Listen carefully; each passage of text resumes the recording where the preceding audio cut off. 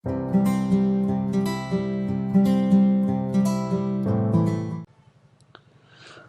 Student, আজকে আমরা তোমাদের model activity task government of West Bengal যেটা স্কুল এডুকেশন ডিপার্টমেন্টের ওয়েবসাইটে আপলোড করেছে সেইটা নিয়ে তোমাদের সাথে একটু কথা বলবো। তো ফার্স্ট আমরা দেখে নেব যে মডেল অ্যাক্টিভিটি টাস্কটা আমরা কোথা থেকে গিয়ে পাবো। ফার্স্টে আমাদের গুগলে গেলাম। গুগলে যাওয়ার পর আমাদেরকে ওখান থেকে বাংলার শিক্ষা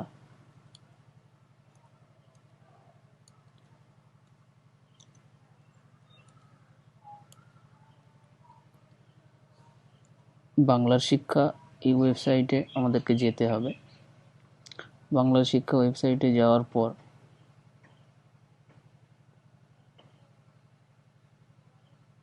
ইন্টারনেট একটু স্লো চলছে। দেখো বাংলা শিক্ষা ওয়েবসাইটটা খুলে গেছে অলরেডি। তো এখানে যাওয়ার পর আমরা যেটা করব সেটা হলো আমরা যাব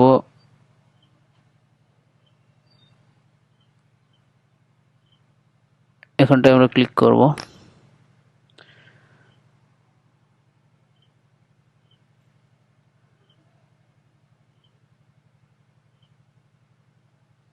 দেখো চলে এসছে।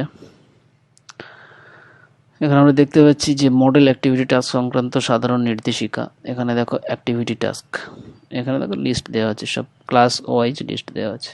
তো আমরা যদি ক্লাস 10টা বের করি, দেখো ক্লাস 10-এর আমরা মডেল অ্যাক্টিভিটি টাস্কটা করব। এই ক্লাস 10-এর দেখো এখানে ম্যাথস পার্ট 1 আছে, পার্ট 2 আছে। তোমরা পার্ট 1টা আমরা এখান থেকে ডাউনলোড করছি, ঠিক আছে। তো পার্ট 1টা ডাউনলোড হয়ে গেছে। দেখো এখানে আমরা মোটামুটি ডাউনলোড হয়ে গেল মডেল অ্যাক্টিভিটি টাস্ক 10ম শ্রেণী গণিত, ঠিক আছে। তো এবারে দেখতে পাচ্ছি এখানে নিচের প্রশ্নগুলির উত্তর দাও। প্রথম কোশ্চেনটা দিয়েছে সেটা হলো, ভালো করে দেখো, প্রথম প্রশ্নটা দিয়েছে যে ax square plus bx plus c equal to 0, এটা একটা দ্বিঘাত সমীকরণ, বীজ দ্বয় বাস সমান হওয়ার শর্ত কি। এরকম করে 8টা কোশ্চেন দিয়েছে। এই কোশ্চেনগুলো আমরা সলভ করব। এখন।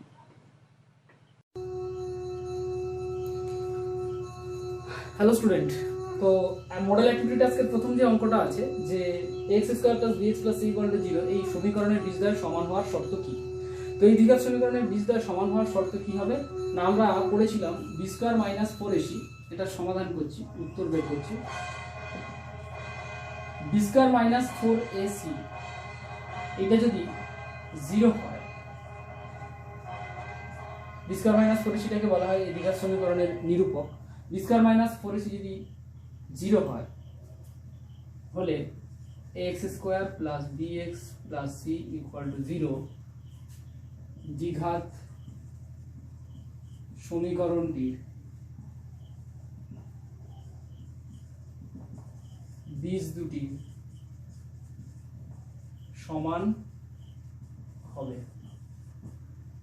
b স্কয়ার মাইনাস 4ac যদি 0 হয় তাহলে ax square plus bx plus c equal to 0 এই দ্বিঘাত সমীকরণের বীজ দুটো সমান হবে। ব্যাপারটা বোঝা গেছে? ঠিক আছে, এটা হলো আমার 1 নম্বর প্রবলেমের সলিউশন। আমাদের 2 নম্বর প্রবলেমটা যেটা দেওয়া আছে, এবি একটা বৃত্তের ব্যাসার্ধ, ও ইকুয়াল টু ওবি 10 সেন্টিমিটার, আর বৃত্তের জ্যাটা বলেছে 12 সেন্টিমিটার, আমাকে ওসি দৈর্ঘ্য বের করতে বলেছে। তো আমরা কি জানি যে ওসিটা এবি কে সমদ্বিখণ্ডিত করে আমাদের একটা উপপাদ্য ছিল। তাহলে ওসি যদি এবি কে সমদ্বিখণ্ডিত করে তাহলে আমরা লিখব এসি ইকুয়াল টু বিসি। তাহলে পুরোটাই এবি যদি 12 সেন্টিমিটার হয়, আর এসি আর বিসি কত হবে 6 সেন্টিমিটার। তাহলে আমরা দেখতে পাচ্ছি এটার উপরে এটা লম্ব, ওসিটা এবির উপরে লম্ব। তাহলে কি হবে, পিথাগোরাসের ফর্মুলা যেটা 90 ডিগ্রি কোণ, তাহলে আমরা কি পাচ্ছি, ত্রিভুজ ও এ সি থেকে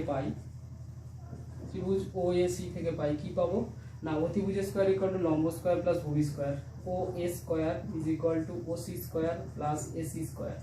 আমাদের বের করতে হবে কি, আমাদের হাতে দেওয়া আছে এসি দেওয়া আছে, আর আমাদের হাতে দেওয়া আছে ও এ দেওয়া আছে। আমাকে বের করতে হবে ও সিটা। তাহলে আমরা ও সি স্কোয়ার ইকুয়াল টু কত হবে, এস ও এ স্কোয়ার মাইনাস এসি স্কোয়ার। ঠিক আছে, তো ও এটা কত, ও এটা আছে কত 10 সেন্টিমিটার, তাহলে হচ্ছে 10 স্কোয়ার মাইনাস 6 স্কোয়ার, কত এসিটা কত হচ্ছে, এসি ইকুয়াল টু 6 সেন্টিমিটার। তাহলে আমরা ওসি সমান কত পাবো, ওসি সমান কত পাবো, OC square equal to 10 square 100 বিয়োগ 36, তাহলে OC equal to 64 is equal two 8 centimetre. তাহলে ঠিক আছে, 8 সেন্টিমিটার হচ্ছে ওসি। তাহলে কি পেলাম, বৃত্তের কেন্দ্র থেকে জ্যায়ের দূরত্ব কত, 8 সেন্টিমিটার। এবার 3 নম্বর প্রবলেমটা করব, দুটো ঘনকের আয়তনের অনুপাত 1:8 হলে সমগ্র তলের ক্ষেত্রফলের অনুপাত কত হবে। আয়তনের অনুপাত দিয়েছে, আমরা কি ধরবো, দুটো ঘনক আলাদা আলাদা আছে।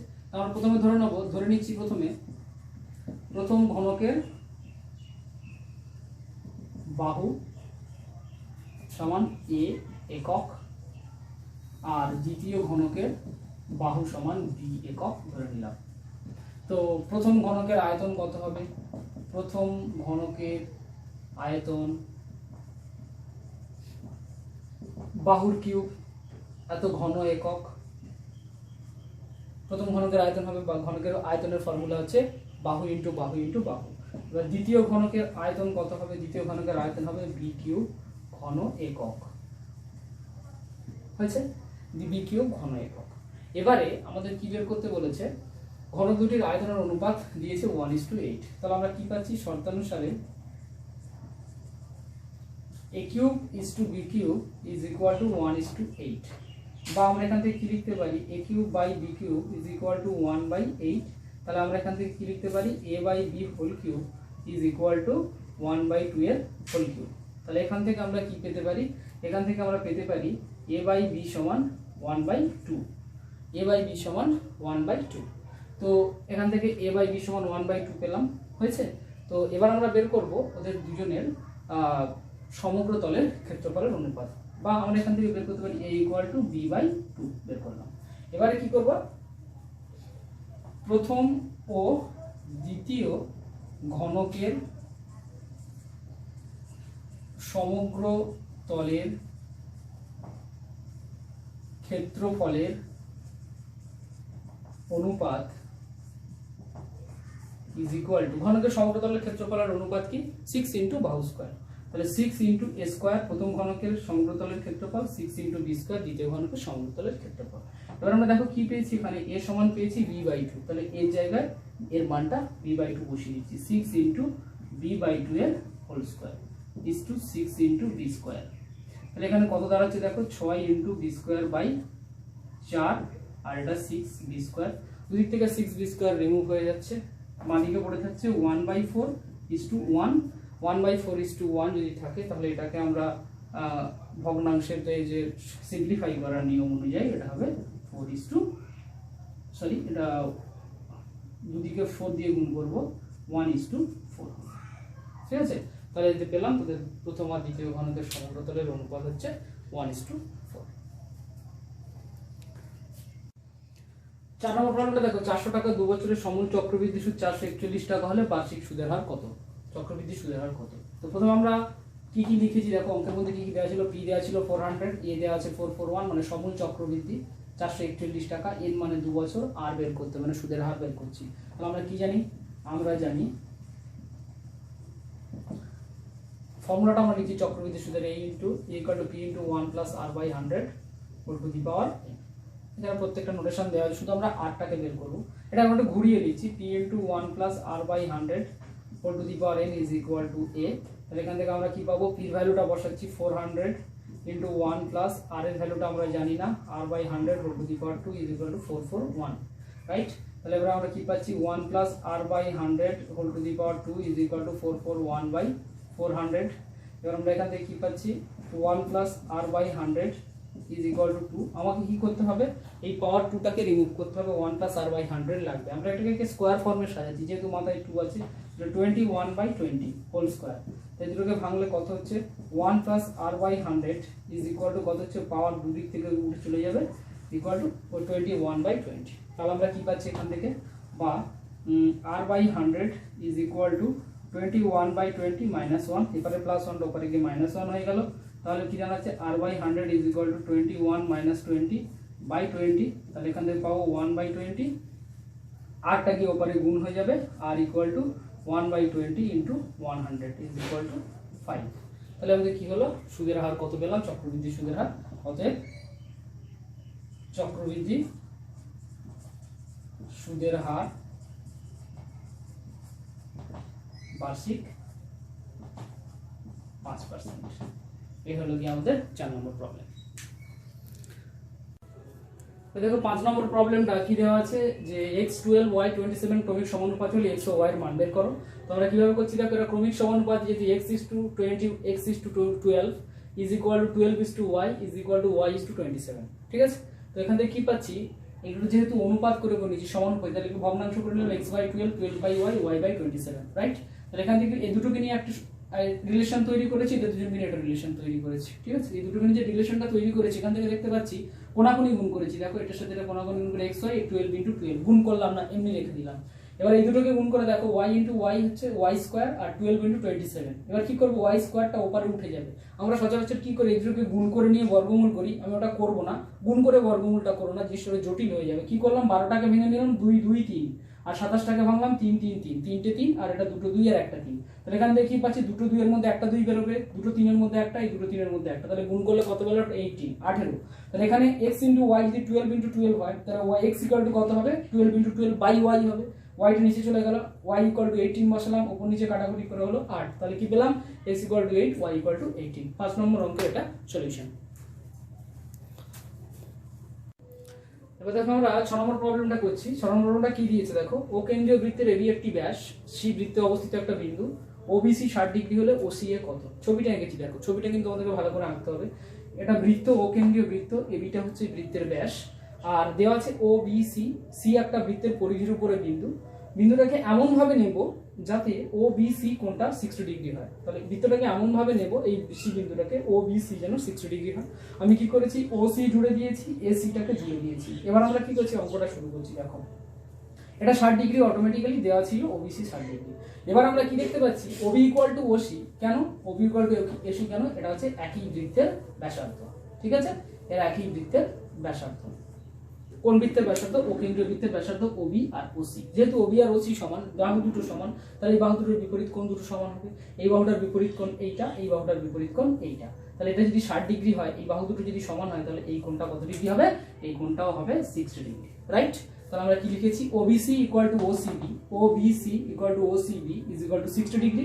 তাহলে দুটো কোণই 60 ডিগ্রি 60 ডিগ্রি করে হলো। এবারে দেখো এসিবি এই কোণটা কত ডিগ্রি হবে, বলছে 90 ডিগ্রি। কেন না, বলছে অর্ধবৃত্তস্থ কোণ। আমরা এর একটা উপপাদ্য আছে 39 এর উপপাদ্যটা, সেখানে বলা হয়েছে যে একটা অর্ধবৃত্তস্থ কোণ সবসময় সমকোণ হয়। যেহেতু এবিটা ব্যাস, তাহলে ব্যাসের উপরের পার্টটা হচ্ছে অর্ধবৃত্ত, এই অর্ধবৃত্তস্থ কোণটা হবে এক সমকোণ, মানে 90 ডিগ্রি। তাহলে এই কোণটা 90 ডিগ্রি হচ্ছে ওসিএ + ওসিবি = এসিবি। দেখো এই দুটো কোণ মিলিয়ে কিন্তু এসিবি কোণটা হয়েছে।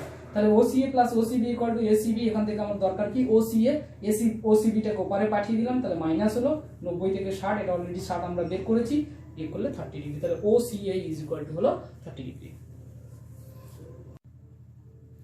এবার দেখো 9 দাগের 7 দাগের প্রবলেমটা বলছে, একটা ঘনকের বাহুর দৈর্ঘ্য 50% যদি বৃদ্ধি করে, তার সমগ্র তলের ক্ষেত্রফল শতকরা কত বৃদ্ধি পাবে। তো আমরা কিভাবে করছি, প্রথমে ঘনকটার প্রতিটি ধার ধরে নিয়েছি a একক, তাহলে তার সমগ্র তলের ক্ষেত্রফল কত হবে, 6 * বাহু স্কয়ার। ঘনকের প্রত্যেকটা মানে ঘনকের বাহু দৈর্ঘ্য যদি a হয়, তার সমগ্র তলের ক্ষেত্রফল হবে 6 * বাহু স্কয়ার। এবার বাহু দৈর্ঘ্য 50% বৃদ্ধি করলে বাহু দৈর্ঘ্য কত হবে, ছিল a, বেড়েছে 50%, কার উপরে, এর উপরে, a + a * 50/100। তাহলে কাটাকুটি করলে a/2 হবে, a + a/2 3a/2 যোগ করে দিলাম। তাহলে নতুন বাহুর দৈর্ঘ্য এখন দাঁড়ালো 3a/2। তাহলে 3a/2 কে বাহু ধরে তাহলে সমগ্র তলের ক্ষেত্রফল কত পাবো, 6 * বাহু স্কয়ার। বাহু এখন কত দাঁড়ালো, 3a/2। তাহলে 3a/2 এর হোল স্কয়ার করলে কত হবে, 9a²/4। তাহলে 6 * 9a²/4। আমরা এটাকে কিভাবে সাজালাম দেখো, 9/4 * 6a²। এই ফরম্যাটটা আমি রাখার চেষ্টা করছি, ওকে। তাহলে কি দেখতে পাচ্ছি যে আগে সমগ্র তলের ক্ষেত্রফল ছিল 6a², এখন হলো 9/4 * 6a। বাড়লো না কমলো, বাড়লো। 9/4 হচ্ছে মোর দ্যান 1, তাহলে বাড়লো। তাহলে কি হচ্ছে, কত বৃদ্ধি পেয়েছে, 9/4 * 6a² - 6a²। 6a² কমন নিয়েছি, 9/4 - 1, তাহলে 6a² * 5/4 বর্গ একক। তাহলে আমরা কতর মধ্যে বাড়লো, 6a² ছিল তার মধ্যে বাড়লো এইটা। তাহলে শতকরা বৃদ্ধির হার কত, এটা বাই এইটা ইন্টু 100%, তাহলে 125% বৃদ্ধি হলো। দেখো আমরা এবারে মডেল অ্যাক্টিভিটিস লাস্ট অঙ্কটা করছি 8 থেকে সমাধান করতে বলছে 2x + 1 + 3/2x + 1 = 4, কন্ডিশন আছে x ≠ -1/2। আমরা কি করেছি 2x + 1 টা লসাগু করেছি, 2x + 1 2x + 1 এর সাথে গুণ করেছি, তাহলে 2x + 1 এর হোল স্কয়ার + 3 = 4। তাহলে এবারে কি করছি এটাকে a + b হোল স্কয়ারে ভেঙে নিয়েছি, a square + 2ab + b square, 3 টা আছে অলরেডি, 2x + 1 টা নিচে ছিল নিচে আছে। এবার 2x + 1 এর সাথে 4 টা গুণ হচ্ছে, উপরেরটা যোগ করছি, 4x² + 4x আর 3 + 1 হচ্ছে 4। এটাকে এপারে নিয়ে চলে এলাম, লেফটে নিয়ে এলাম, তাহলে 4x² + 4x - 8x + 4 - 4 = 0। তাহলে কি পাচ্ছি 4x² - 4x = 0। এই দুটো থেকে কি কমন নিচ্ছি 4x কমন নিচ্ছি, 4x কমন নিলে পড়ে থাকছে x - 1 দুটোকে, তাহলে দুটোর গুণফল 0, প্রত্যেকটা সমান 0। 4x = 0 হলে x = 0 আর x - 1 = 0 হলে x = 1। তাহলে নির্ণয় সমাধান x = 0 আর 1।